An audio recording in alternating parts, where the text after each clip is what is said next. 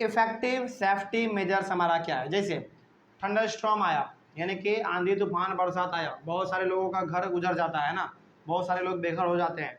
Cyclone आता है, बहुत सारे लोग मारे जाते हैं। समझ रहे बात को? तो इन सभी से हम लोग कैसे बच सकते हैं, इसी के बारे में आज हम लोग पढ़ेंगे। ठीक है ना? चलिए क्या लिखा हुआ देखिए, a cyclone forecast and warning service. देखिए बहुत बार, अब तो हालांकि हमारा टेक्नोलॉजी बहुत एडवांस हो गया है, बहुत अच्छा खासा है।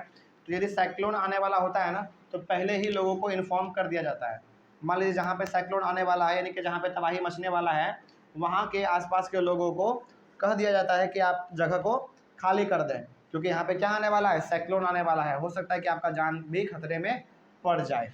तो पहले ही लोगों को वहाँ से हटा लिया जाता है। ठीक ना?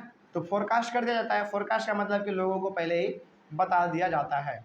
रेडियो है तो रेडियो पे, टीवी है तो टीवी पे, फ़ोन है तो फ़ोन पे, है ना? चलिए, तो ये हो गया हमारा। उसके बाद rapid communication of warnings to the government agencies, the ports, fisherman, ships and to the general public.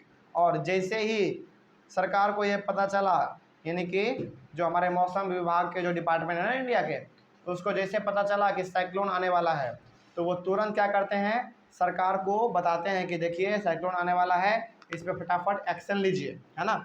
तो जो लोग समुद्र में मछली मार रहे होते हैं, उनको क्या पता कि साइक्लोन आने वाला है कि नहीं आने वाला है, वो तो आराम से मछली मार रहे हैं, है ना?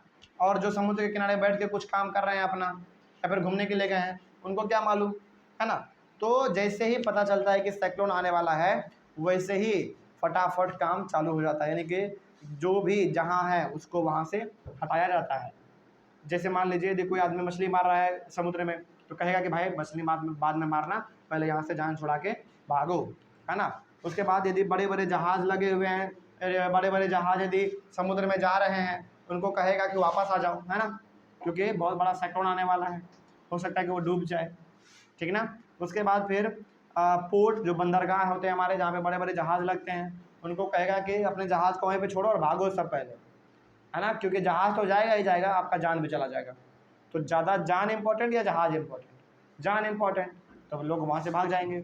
आगे बढ़ते हैं फिर, construction of cyclone shelter in the cyclone prone areas and administrative arrangement for moving people fast to safer places. लेकिन इस पे ना गवर्नमेंट बहुत ही बढ़ चढ़ के काम करती है। मतलब कि यदि लोगों के रहने के लिए घर नहीं है, जैसे मान लीजिए जैसे वहाँ पे साइक्लोन आया है, यानी कि बवंडर वहाँ पे घूम रहा है, तो वहाँ का उसका घर तो पूरा बर्बाद हो जाएगा। लेकिन गवर्नमेंट क्या करती है, उनको घर देने का भी काम करती हैं, है ना? कि आपका घर बर्बाद हो गया है तो आप घर को ये लीजिए, आप यहाँ पे रहिए। ठीक है? इसके साथ ही साथ arrangement for moving people fast to safer place, लोगों को फटाफट वहाँ से हटाया जाता है और एक सुरक्षित जगह पर उनको पहुँचाया जाता है ना? इससे होता ये है कि कम से कम तबाही होता है, तबाही तो होता ही है, लेकिन कम से कम तबाही हमारा होता है, लोगों के जान को खतरा उतना नहीं हो पाता है। तो यहाँ पे कुछ तरीके थे जिनके मदद से हम लोग अपने आप को सुरक्षित रख सकते हैं साइक्लोन से, है ना? यदि साइक्लोन आए, बवंडर आए, तो वहाँ से हट जाइए, है ना? कहीं यदि आप समुद्र के किनारे हैं तो आप वहाँ से हट जाइए, ताकि आपका जान माल बच सके। समझ गए बात को? कोई डाउट इसमें? चलिए, तो ये हो गया हमारा कुछ सेफ्टी मेजर्स के बारे में। उसके बाद फिर हम लोग अगले वाले क्लास में पढ़ेंगे action on the part of the people, यानी कि लोगों के लिए किस प्रकार का एक्शन लेना चाहिए यदि वो बवंडर में फंस गए हैं तो। ठीक है ना? चलिए, इसको हम लोग अपने अगले वाले क्लास में देख लेंगे। Thank you very much and have a nice day.